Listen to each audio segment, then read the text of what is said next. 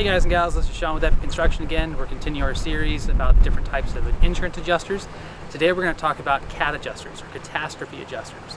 So whenever your staff adjuster is handling their volume, they start to get overwhelmed, whether there's a lot of claims coming in because of storms, hail or wind, or even fires, floods.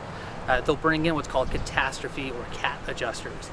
These adjusters are paid a base salary, but then they get paid for every claim that they go out and take a look at, every property they inspect.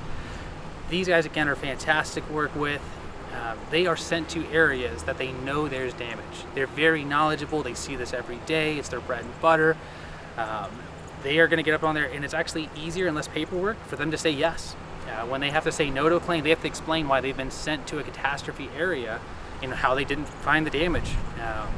So it's a bit of a unique situation, but they're extremely easy to work with. They're great people, but they travel all over the U.S. and look at damage day in and day out.